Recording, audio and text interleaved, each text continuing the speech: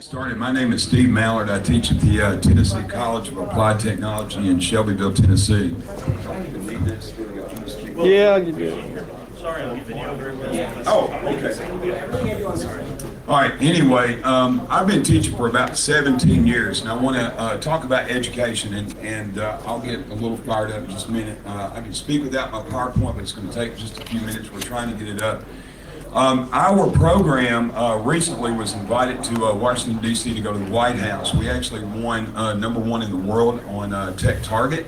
Most people don't know that. We actually beat out MIT in innovation with our learning management system in 2011. We were named a Computer World Laureate. And this tiny little vocational school that came about 50 years ago, most people think dumb kids go there. And it's kind of funny because the average kid that leaves there leaves between $17 and $25 an hour. Now that's pretty good for kids that are 19 to 21 years of age. But anyway, we're going to see if Ben can get this up real quick. It'll take just a second. If it works, it works. If it don't, I'll just wing it.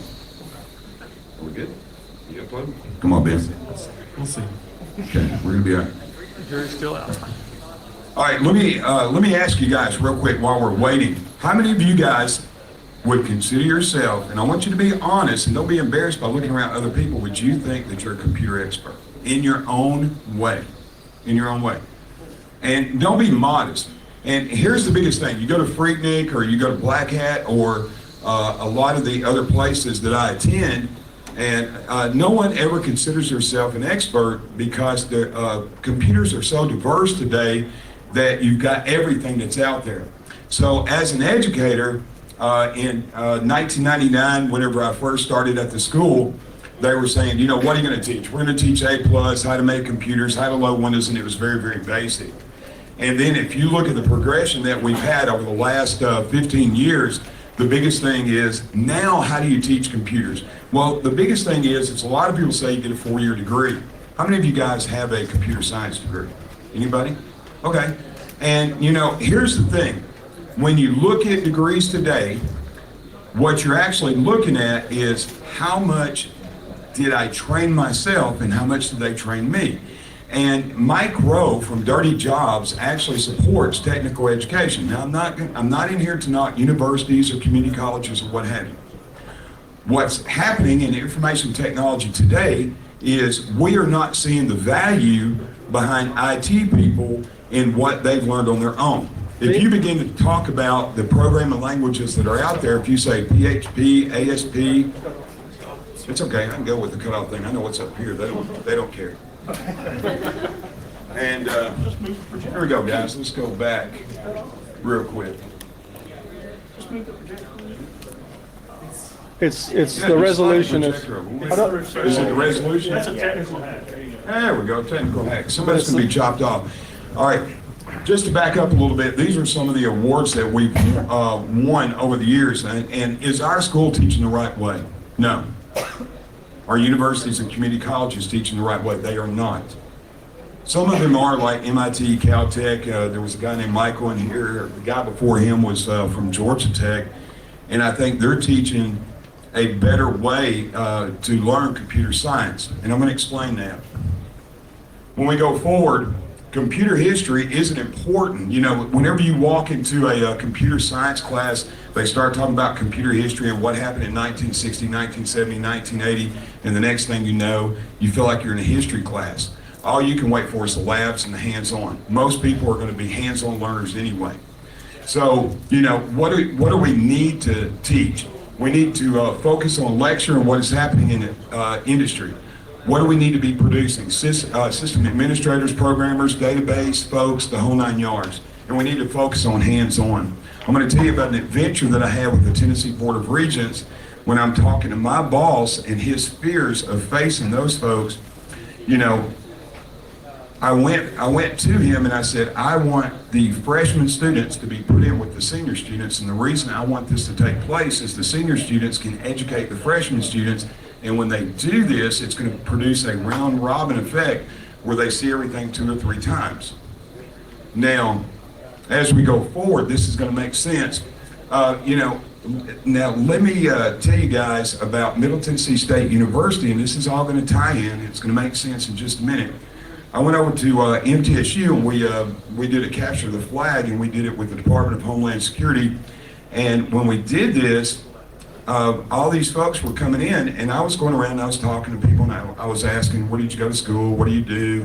Where you at? A lot of people had CISSP shirts. They had certified ethical hacking shirts from EC Council, you know, and you had some folks that said, I've been doing this for 20 years, whatever. What we had actually set up was 4 Windows servers that had 1 million vulnerabilities. We were sharing out folders that had very simplex passwords. Some of them had no passwords on it. We had Linux machines that were sitting over to the side that had open shares on them, and some had vulnerabilities. And then we had some more hardened servers that went with that, and we actually have flags in each one. How many of you guys have played Capture the Flag before? Anybody in here? Okay. I'm going to tell you the disastrous results and what I got to witness when I was in there. I thought we were in trouble because as I walked in and I was waiting to speak, I was hearing people say, you know, I really don't know what I'm doing. Last night I stayed in a hotel room. I watched YouTube videos on Kali Linux, but I'm going to win this game. And I was going, this is not going to be good. All right, anyway, and I'm going to tell you how far it went. During the capture the flag, and you'll see DDoS and the switches and the servers. Now let me explain that. The folks that had Linux, and I'm a Linux guy, by the way. I'm a Linux guy, I'm a Windows guy, I'm a Mac guy. But the guys that had Linux, that had been using Linux for a long time, of course, they were checking for connectivity, and they immediately scanned the network and they started pinging to see if they had connectivity. Well, what happened is, of course, in Linux, whenever you ping, it does a continuous ping. So immediately you had like 100 people that started pinging the switches and pinging the servers, but they minimized those windows. You see where this is going, right? So the next thing you know is they open up another terminal and they start pinging to see if they have connectivity, and they start pinging the switches, pinging the servers, and trying to see if they had open ports. And I look down there and you know, this one guy literally has 50 open windows, and I go, dude, you're like performing a DOS attack. But what he did was he couldn't get an IP address when he originally started, because he started a little bit late and everybody was kind of hitting the servers. And what took place was he asked his partner, what's your IP address? And when he started pinging over and over again, he thought that was one of the server's IP addresses, and he was DOS attacking his buddy. And his buddy had asked a guy next to him, what's your IP address, man? I think we're losing connectivity. And he started pinging him. He says, it's not working. And then before you know it, I've got 100 people with 50 windows open that are just pinging one another. And I'm standing there going, and I'm looking at all the shirts, and I'm looking at what's going down. But anyway, they were DOS attacking themselves. They couldn't log on whenever I started giving them the passwords. Once we had reached the hour-and-a-half point, one of the people I work with said, he kind of nudges me, and he does work for the Department of Homeland Security, and he says, hey man, just try to help him out a little bit. I said, okay, this server, the password's 1234. It's that simple. The server's name is this. Get in. The flag is under this folder. Nobody could get it. So we had to actually spin it around and say, okay, put a USB drive in it, we'll let you cut and copy it off of there, and you can have a flag. True story. True story. Did anybody participate in that one? If you did, don't raise your hand. But anyway, here we go. There's my Kali Linux and the YouTube whenever they were going into, and I'm not making fun of people, I'm just saying, this is what's happening with education today. I think we actually learn more from one another and on our own than we are in a lot of colleges. And I'm just being sincere. But I'm going to tell you how we have structured ours, not that we're right, just like I said in just a minute. Nobody even scanned the network until we told them, hey, if you scan the network, you may be able to find us. And then we were actually helping them with the tools. But anyway, nobody even used Nmap, which is a very simplex tool where you could go and at least find some of the ports that were open. Anyway, this is how we're set up. And like I said, we may not be right. You're with me 30 hours a week. When you walk into that school, you come in at 7:45, you leave at 2:15. 2 hours a day you actually spend lecturing, a consistent lecture that lasts 55 minutes or so. I give you a 5-minute break, we lecture again. You get 10 hours of lecture. Then you get 10 hours of lab a week. And you're helping one another. Remember the round robin that we talked about? The senior guys are helping the junior guys, and then as the senior guys graduate and they get jobs, then those junior guys become senior guys, and then they're helping each other. So they do this stuff over and over again. Then they have 2 hours of homework, study time, and they have projects. They go out into the community. You know, we actually won the Harold Love Award, which was out of the state for volunteering, where we worked with United Way and the police departments and the sheriff's department and just whatever nonprofits. And we would send our students out. And we would say, you're going to get real world hands-on. You're not going to work with just labs. You're not going to work with emulators or simulators that are in the cloud. You're going to work with real stuff. And when you look at this, the school network, you know, we've only got 1,200 nodes down there, but we also only have 40 students. With those 40 students and 1,200 nodes, we also have this thing called a student body. Well, the student body, they got iPods, iPads, Androids, laptops, netbooks, and people come in and they look like some kind of futuristic being. Whenever they open up their backpack, you don't know what's going down, right? It looks like a Best Buy has exploded. Anyway, so they take care of about 5,000 different nodes at our school. And as they do this, I just believe every college, whether it's community college or whether it's a 4-year university, they need to have that hands-on. Not, let's go do one lab. You know, is history, science, and English and that thing, is that important? It is important. But we're not teaching people computers fast enough. You know, what's going to happen when you get your 4-year degree? What did you learn your first year? Outdated technology, or a lot of technology that's dated. So what you're really learning in your junior and senior year is really what you're going to be doing, or you hope to be doing. But anyway, with that said, they had to process the work orders for the students. So they learn customer service, the whole 9 yards. Now, there are student interns whenever you go out to these larger universities and they say, you know, we got 20 people who get to be student interns this term and then maybe next term, but where the learning's really happening is back in the dorms where people are actually setting up and they're doing Linux or what have you.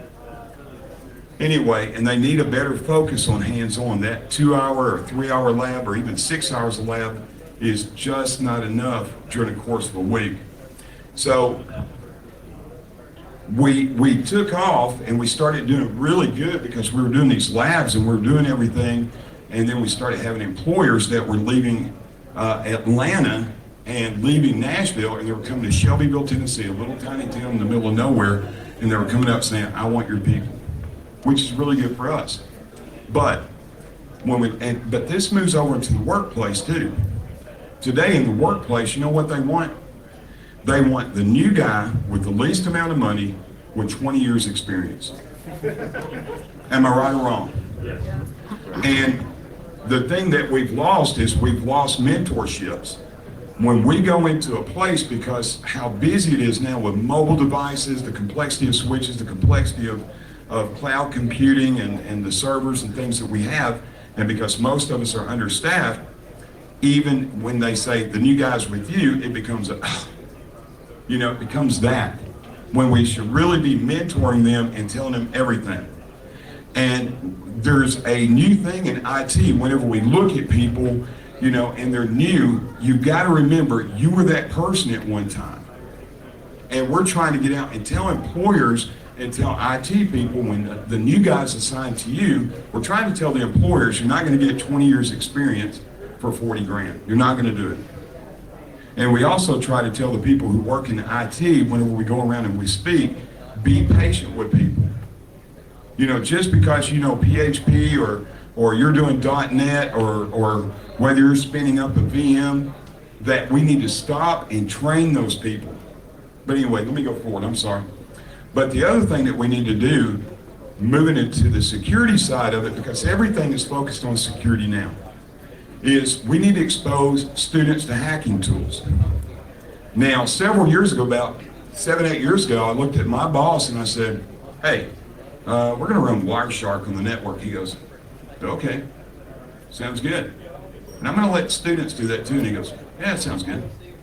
And I went, man, I've really got to tell him, you know, what Wireshark is. You with me? So I went back in there and I said, all right, now we're going to do a control network. And he goes, control network? And then you see the, you know, and I go, and the reason being is Wireshark can not only examine packets of data and protocols and this kind of thing, it can kind of like capture passwords. And he's going, yeah, do you mean it can capture passwords? And I go, well, it's going to be in a controlled environment. And, you know, we're going to work with students. We're going to get a liability form. And we need to show students how to use hacking tools.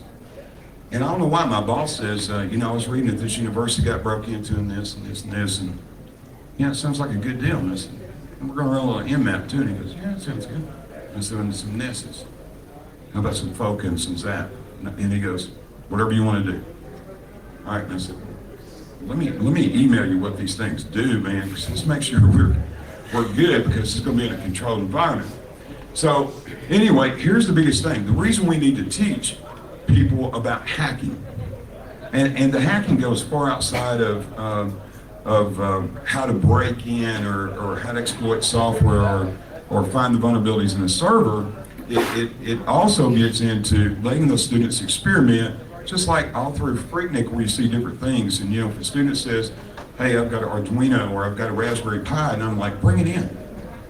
Just mess with it. You know, in that 2 hours in the afternoon when they're doing homework and helping one another, we let them do that so they can learn. But anyway, they need to understand malicious software, hacking software, and they need to understand about, you know, the different things in security. But with that, I mean, just some of the tools, and of course, these are very basic tools. There's a million tools that are out there. I mean, now my boss says, hey, you want to run Kali Linux? That's great. We tell them what it does. We kind of give them a breakdown. We try to keep it controlled. And then one day he comes to me and he says, wait a minute, we've got them signing forms, but how do we trust them? And I said, here's the deal. Whatever we're teaching them now, and they've signed the form, they can learn on YouTube anyway. They can do everything from lockpick to Kali Linux to how to break into a car. And, you know, that's just some of the things that we do, you know, in our organization, but it needs to spread nationwide. We're always hearing about how there's a lack of security analysts that are out there. Why there's such a need for security analysts. Well, we better start mentorships in community colleges and universities. I'm not talking about going in and having a little seminar just like this, and you know, I come up and I show you how to do Wireshark or how to run ZAP or something like that. Those things are good.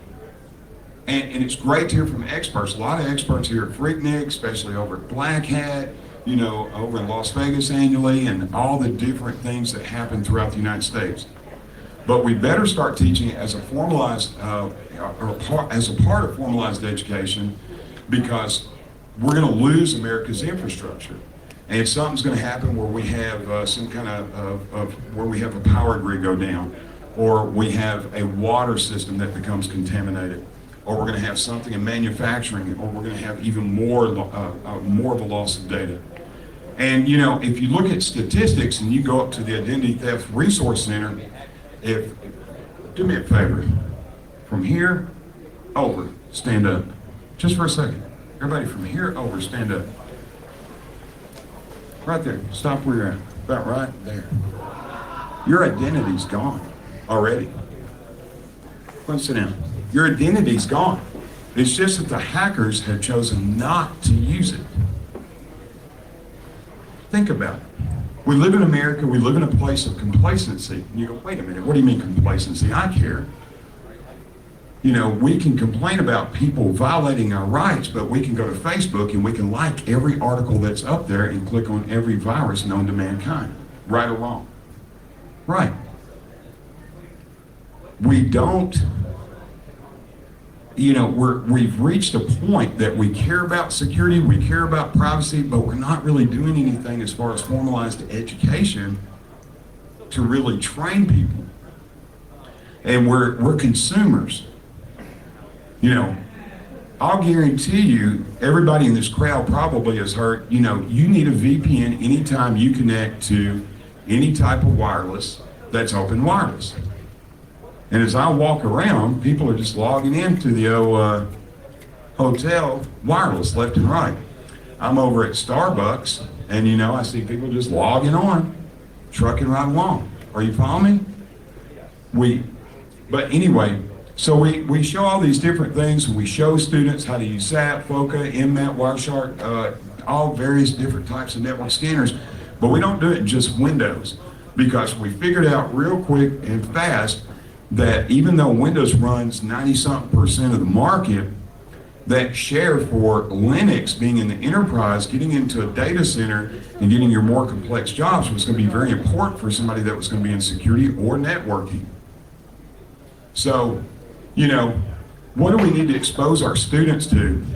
And you can substitute that with what do we need to substitute our new employees that are in the IT department.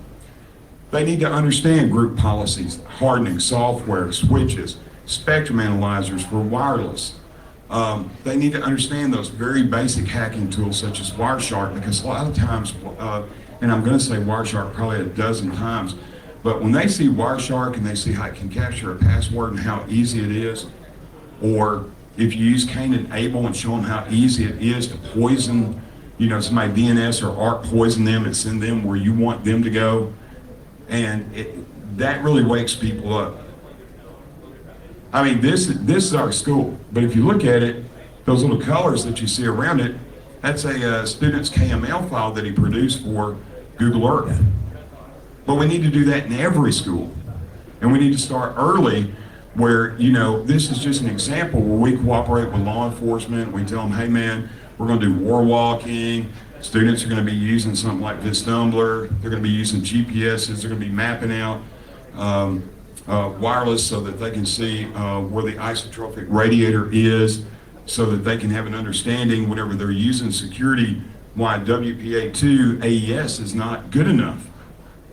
You better make sure that you got a radius server there, and you better have IDS and IPS systems that are in place. But we're not doing that.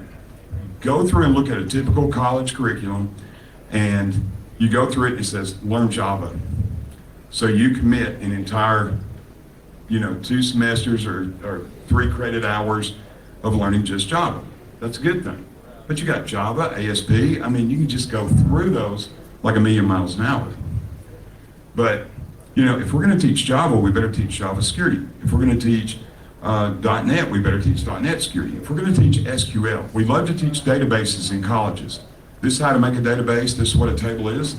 These are fields, and these are the individual sides of the field, and this is Microsoft SQL, and this is MySQL. We're going to go through. But do we go through and say, hey, this is an SQL injection, and this is what can take place, and this is how data is stolen? Are we going to our people who write applications, and then, we usually touch this much on application security and this much on how to develop an application. So, one of the things that we did is as we're doing this, we go, hey man, we need to teach PLCs. So we have an industrial maintenance class. I went down there and I said, hey, I need an Omron touchscreen. And they go, for what? You teach computers? I said, exactly. Y'all using the old one in the corner. You can have it if you can get it going. Hey man, there's YouTube. I got it going, right? So, of course, I'm going to show you, just an example of how you should teach folks. And as primitive as this is and simplex as we make it here, of course, there's 1,000 other ways. But, we just teach them because they're all Windows-based. 99% of the kids growing up, they're Windows-based or what have you.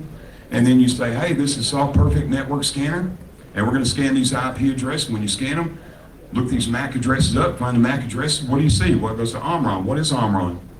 Omron's PLC, it's SCADA devices, it's touchscreen, it's used in manufacturing, it's used in healthcare, the whole 9 yards. So once they see that and they begin to learn it, you go over, and of course you guys can't see the screen because I put this PowerPoint together in about 10 minutes in the car. I was going, oh man, I really didn't prepare for this. But anyway, and then you run InMap, and then you're saying, hey, I want you to run InMap. And having the cooperation of people who are in charge, now listen to me, not just in education where I go to my director, so I say, I'm going to teach this in college, but also you should have these labs set up in your organization, whether you're in a small business or whether you're, a medium-sized business or whether you're in an enterprise, so that you can train people. We need to bring that back. So when we look at this, there's InMap, we run InMap, we go over and we find out, basically you see port number 3389 is open. 3389 is remote desktop, therefore it must be Windows. That's how my kids think. So then you'll see the kids, they open a remote desktop, they immediately try to log in because they went over and they've researched what the default passwords are, and they find out it fails. But then you teach them, but you also train them on Linux. because you train them on Linux a little bit, they're going to see things like Telnet D down here. And when they see Telnet D, you'll have that one kid who will have a spark and he says, Telnet's port number 23. So then you'll see them try to Telnet into it, and when they try to Telnet into it, what will take place is it's going to fail.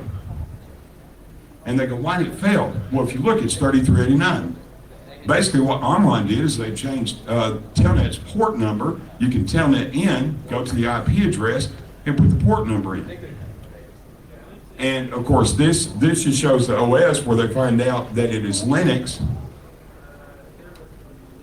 And of course, the research of just finding the default passwords, and you can find out, or you can tell them how people who put things in infrastructure, if they skip something, or in manufacturing, or even in a hospital environment where you have SCADA, if they're not doing the correct thing, then you're going to have a loss of data, or you're going to have equipment that's going to be damaged. So as we go forward, you can't see that, but basically all we're doing is we're telnetting in, and then it's going to, and we teach them, of course, they learn how to navigate terminal inside of Linux, and they're going to type in ls, and they're going to see that SCADA device. And they're going to see the directory for that SCADA device. And then immediately, you've always got that one guy that's pretty smart, and he goes, hey man, let's just kill all the services and we'll shut it down. And you're going, hang on. This is not kill it yet. But then I started thinking about it. He's right. Let's hook a motor up to this touchscreen. Let's get this motor where it's running. Let's let him kill those services so he can see how motors can be shut off. We need to let people experiment in the enterprise and in colleges. Every college. It's not just the MITs or the Caltechs, just like I said. But, you know, everybody usually sees this and they say, oh, you just train on Windows because you guys are a small technical college. No, we don't. You know, we're doing Linux Tales and we're doing more advanced versions of Linux, but we also do Macs. Because in the enterprise, you have to train on all of that. And this is an example whenever we go over and we're using Linux to do the exact same thing, but we want to take it another step, and we ask them to look for the hashes in there so they can gather all the passwords. And of course, we tell them, you know, we're running Hashcat so that we can find the information. And then as it goes through, they can find all the different users that's in that SCADA device. And then of course, we allow them to go through and we allow them to upload malware to the device. But it's fake malware, of course. You know, we tell them to make a text file, we check it before they do it. Senior students check them. We make sure that they can do it. But where does that go? Okay, we teach them the bad side of that. If they know the bad side of it, they're going to know the good side of it, and we take them over to the good side so they can start locking things down. And, you know, those are just basic examples because it does cover infrastructure, manufacturing, healthcare, businesses, and it also covers themselves if they're going to protect their own identity. You know, the biggest thing about learning today is with social media, we now have this attention span, including myself, where I've added these extra things into my life. You know, I don't even know how to survive without Facebook. I'm 400 years old, and I was like, you know, now I've got like 5,000 friends, of which 2 of them will help me move if I really needed a friend, right? And so when we're teaching students and they get into a 45-minute to a 1-hour lecture, if we teach them just the theory behind that, and then they have a 20-minute hands-on or some kind of exercise they take home, and they're going to run some kind of little software. Back in my day, we did the little Hello World, and we were so happy to see it when we went Hello World. And it was a programming language that is so primitive today, it's just unreal. But if we back up in time and we look at what we were doing, we had people that were very patient that was teaching us. So, how many of you guys actually work in IT right now? How many guys? Majority of you folks do, okay? Now, if you work in IT, what I'm going to ask you guys to do is when the new kid on the block gets there, I had this habit. instead of looking at the new guy that's working in IT and saying how bad he stinks. That's not body smell. His skills is to mentor them and to show them and to be patient. How many of you guys have been to a seminar, and when you get to the seminar you think, why did I waste my money doing this? I had more fun at the pool last night hanging out, right? If you can actually be patient and train people with those hands-on skills and train them in security as you do that, and why. Don't be intimidated. In today's world, we're intimidated. And that, a lot of that's due to the recession and the way the job market is and what have you. And like I was saying earlier, Mike Rowe of Dirty Jobs supports technical education. There's 3.2 million jobs that are available today, but we don't have people that have the skills that can do it. So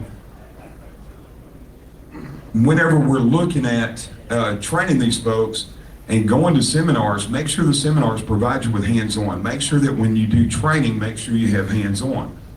Now, of course, you're going to have that soft, fluffy stuff that you have to do every year, from sexual harassment to avoiding phishing emails, being safe on the internet, that kind of thing for the office people. But when you do training for people in your organization, don't be scared and intimidated, because most people are afraid to train people because they fear for their jobs. That's my opinion. It's a form of intimidation. I'm not going to train them too much because it's dog eat dog. But what we need to do is we need to do that because you saw the people that were standing up in here, 9 out of 10 people that have already lost their identity because of complacency, lack of security. You know, we had a retailer who actually left their HVAC unit, their SCADA system with the default passwords. We've had a retailer system that threw a wireless up on a Friday afternoon that left it open on a secured network. All you have to do is just read these cases after case after case. Education isn't just about how colleges should begin to train. Education is also in that workplace. And of course, with colleges from 2 to 4 year universities, if they don't train, if they don't change their methods of training, we are going to have a skills gap, and companies are going to suffer for it. They're already suffering for it. And, I have my students all the time, they go, what programming languages do you know? And I go, do you want to start with Fortran or COBOL? And they stare at me really weird. And then I go, well, let's go on up to .NET, let's get some of this modern stuff knocked out of the way, Ruby on Rails, PHP, whatever. And then they'll say, hey, teach me whatever. And I'll take that time out to do that. And if you work in IT, guys, stop and train those new guys. If you're not in IT, a lot of you guys may come from businesses, or you may be associated with security, and you want to know a little bit about what's happening at PhreakNIC, and you go around and you see these kids next door and you see drones and lock picking and Legos and all this stuff. And here's the thing, remember what I was saying about social media? We need to teach people how to analytically think again without Google. But whoever invented Google, I know the dude. I mean, I don't know the dude, but I'm so happy, but that's another story. But training starts with hands-on, and with security, you've got to have the positives and the negatives.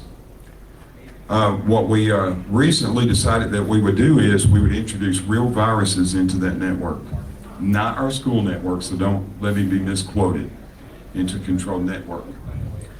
And you would think, why are you introducing real viruses into the network? Anybody? You gotta know how to remove them. You gotta know how to remove them. Now imagine going to a 4-year university and go, we got this virus, we're gonna stick it over here on the network, and we're gonna take it back off. What do you think they would say? 99% of them would say no. Am I right or wrong? Or if you say, we're gonna walk around the school, all right, listen, I had to make a purchase for a pineapple. Who knows what a pineapple is? I put a requisition in for a pineapple, okay? And I kind of just threw it up there. Hey, it's Mark 5 pineapples made by Hack 5. I'd like to have that. I got the money in my budget. I'll see you later. Bye. That didn't work. They're like, what's a pineapple? And you're like, well, you don't eat it, but it kind of eats passwords and, can do other things. And then they were like, when does this end? And I said, when technology ends, and it's going faster and faster. We have to turn out students, like I said, in a 1 year to 15-month period. That's why we do 30 hours a week. And here's what we tell our recruiters whenever they call. When they put those skills down on their resumes, they've done the hands-on, not necessarily in an enterprise. They have done it in a controlled environment and not just a miniature lab. They've done it on a lab that's really big. When I say really big, you're talking about not really big, but it's really big for a school lab where you've got over 200 computers with domains or what have you that we introduce, which is called our hacking lab. So they can go in and destroy stuff, so they can fix stuff, so they can know how to protect it, right? And when these recruiters call, we have to show them or tell them that they do know how to make a database, but they can also prevent an SQL injection. And what I recommend is whatever your specialty is, if you're in IT, is to actually ask the folks that you work with, or ask yourself, do I know how to protect what I currently do? If you're the guy that's in networking and you do all Brocade switches or HP switches, what have you, do you know how to protect them? Not just get a firmware update or whatever. Do you know how to protect them? If you're the SQL guy, do you know how to protect that SQL server? But we better change the way that we're thinking about education. And that's in the workplace, and we better be talking about security in the workplace, and we better be changing it at the higher education level. But anyway, guys, that's all I've got. And I know I'm pretty much up here, and it sounds like I'm venting. But when you go out into your workplace, help those new guys. And don't expect the new guy to have 20 to 30 years experience. That's all I got.